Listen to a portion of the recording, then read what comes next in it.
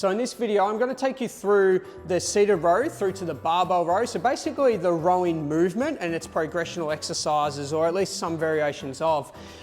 What we're going to start off with, by starting with a seated row, typically what we're going to be working is we're going to be working with pulling the handle from a fulcrum, which means it just changes where the loading is coming from. So it's not against gravity essentially, which is what happens when we use barbells and dumbbells. So what we're going to do now is, by using a cable machine, is that the line of movement, if I'm to draw a line through this cable of where it goes, that's essentially where a lot of the tension is going to be going through the body.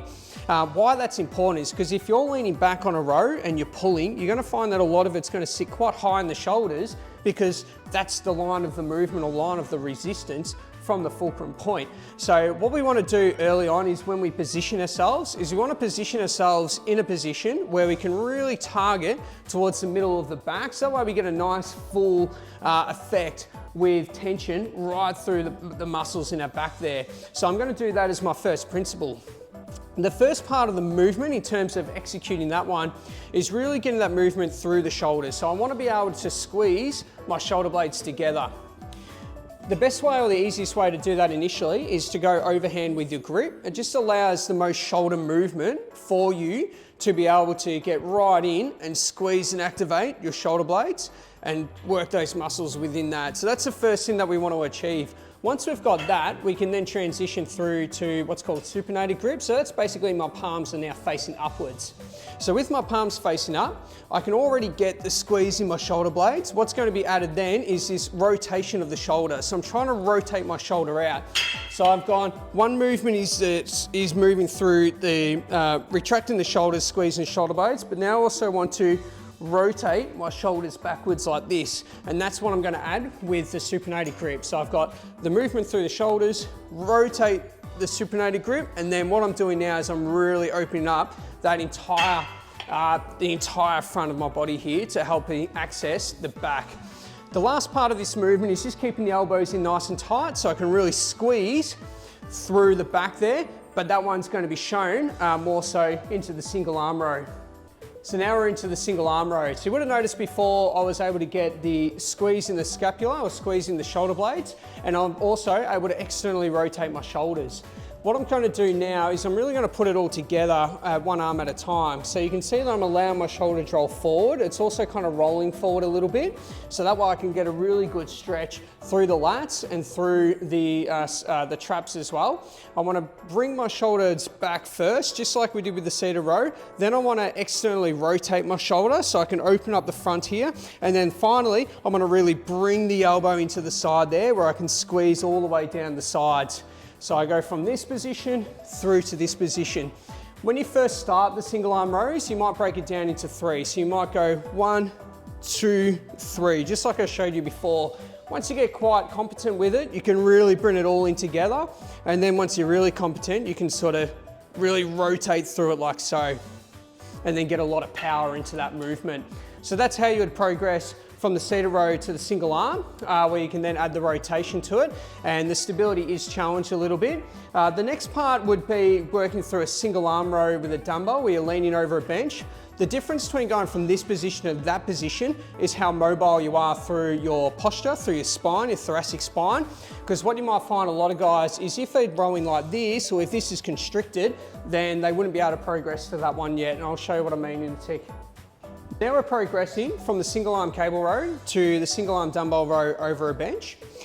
So the difference between the cable and working from here is the position of the body. Now, a lot of guys, when they do this, they might find themselves really hunched over through their upper back, and then they're just not able to get the shoulders back and do the exercise properly to make it effective. If that's the case, you need to stick with that upright position of your torso, so in that way you can still access that movement without your posture compromising. Because remember, posture is always before movement.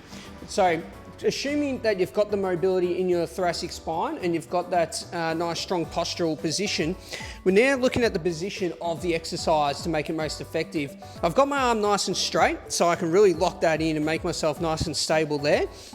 I've got my hips nice and balanced. I want to make sure my shoulders are above my hips firstly. It just makes it easy to get the movement properly. But my hips are nice and stable. They're quite level. So I want to, if I'm straightening my leg, I've got to straighten this one as well to keep it stable. I don't want to be tilted like this I won't be able to access the back muscles properly that way. So if I have to bend my knee or if I have to bring my foot out wider, either way, whatever's comfortable for you, what we're trying to get is stable hips, shoulders slightly above the hips. Now I'm in this strong position, I can take the dumbbell and then perform the movement just like we've seen so far, where I'm going to be moving through, grab a hold, where I'm going to be moving through the shoulders first, externally rotating and then squeezing the elbows in the side there. Notice how I give it a bit of a twist as I come up. You can sort of work it like that as well, whatever you find helps get the best squeeze through the back muscles there. That's the ultimate goal, is to get the best squeeze that you can through those muscles throughout your back. But that's the strongest position to help you do that. And then the movement is something that you should have already accomplished before coming into this exercise. The final one is the one that's going to produce more muscle, more power, and have more involved, is the barbell row. The final exercise is the barbell row. So you can do this pronated or supinated. So they've both got the same benefits I was talking about earlier in the first one with the seated row. But what we're going to do is we're going to focus more on the positioning and what makes the barbell row unique to what we've covered so far.